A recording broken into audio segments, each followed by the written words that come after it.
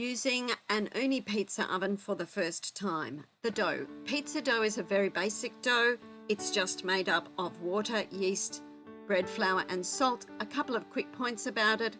Bread flour is a higher protein or a higher gluten flour. You don't add the salt and yeast ever together, and the dough needs to be mixed, kneaded and risen until it is looking like this. I like to make mine the night before I'm going to use it and then put it in the fridge in pizza size balls ready to use. Shaping the dough. I'm going to demonstrate this twice. The first way is an easy way for beginners. Once you've practiced it a little bit, you might want to look up YouTube videos for how to stretch pizza dough, because there are much better videos than this one to show you this. The key though is to be stretching it and not rolling it out, and that the middle should be fairly flat and the outside should be left a bit thicker. So I start by pressing it out on the board, and then I use my hand to turn it over my other hand and allow gravity to stretch it further. Stretching dough gives it a better texture when it's cooked quickly in the pizza oven, as we're about to do.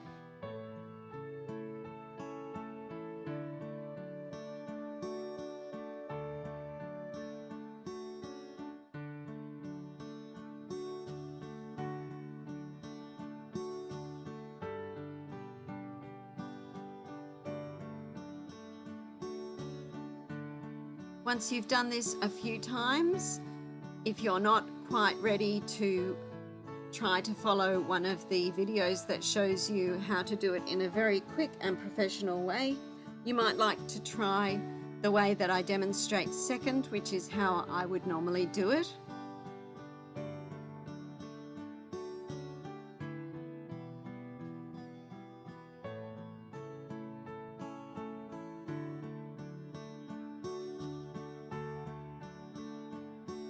I start with it in the air and flatten it a little bit in my hands, and then just continually turn it until I have the dough as thin as I like it.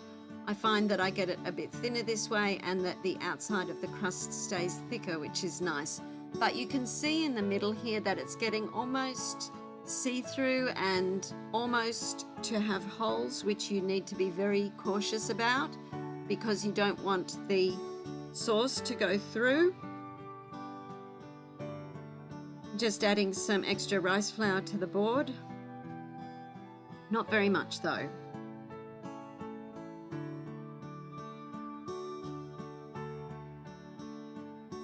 Now I'm going to just feel it to make sure that it's evenly thin, and I will probably push a little bit of the dough to cover any parts that are too thin. Toppings. You do not want to add a lot of toppings to pizza that's being cooked quickly in the pizza oven, at least not at first. I like to use a nice thick pizza sauce, which I made the day before and put in the fridge so it's cool now.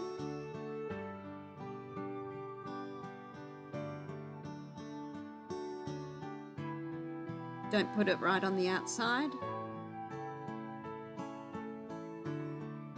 And then I will add some bocconcini, and because I don't put the pizza in the oven for long but I want the bocconcini to melt, I do break it up. This allows it to spread over more of the pizza too. If your preference is to use mozzarella or a blend of other cheeses for pizzas, that's fine too, but you definitely do not want to add a lot of wet toppings. And then in this case, I'm going to add some olives. I do have pre-cooked some other possible toppings like eggplant slices and garlic asparagus, but we will just add these to the pizza after it's cooked while we're eating it, as you often do with basil leaves too.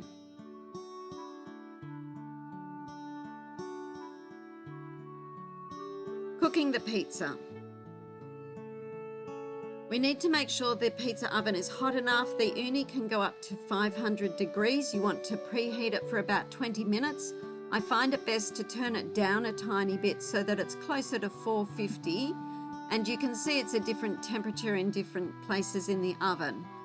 A quick slide and the pizza is in the oven. The back left corner is obviously the hottest because that's where the flame is. I have not sped this up at all because I want you to see how long this all takes. I only leave the pizza in there for a very short time before I start turning it, and you'll see it's already quite brown on the back section.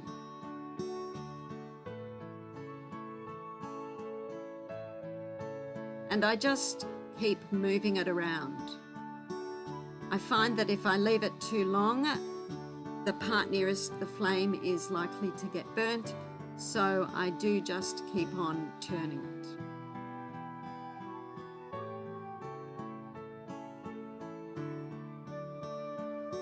When it's looking almost done, but the cheese still needs to melt a bit more, I'll move it as far from the flame as I can just to finish it off.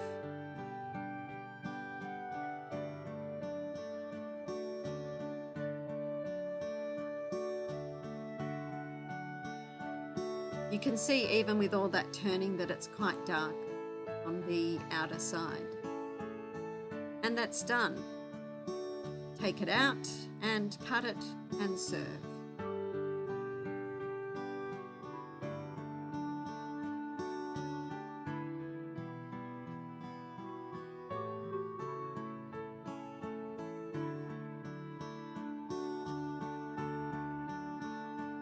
I've put in a second video of a pizza being cooked because in this one there is a short flame in the oven, and it's good for you to see that this isn't really a problem. So I start by scraping out the flour that's in there because that burnt flour starts to taste a bit bitter if it sticks to the base of the pizza. And you can see there that very briefly there's a fire and then it's gone out again. So again, I leave this just for a moment so that it can firm up a little bit and then start turning. Of course, after you have used the oven for a while, you'll have your own way of turning the pizza and of timing how often you turn it.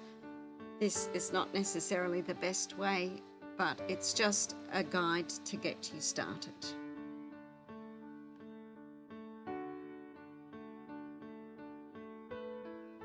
Once you've finished cooking, you leave the uni on for about 20 minutes longer so that it burns all the food that's left on the pizza stone. And then you can either turn over the pizza stone before you pack it up, or else leave it as it is and turn the pizza stone over before its next use.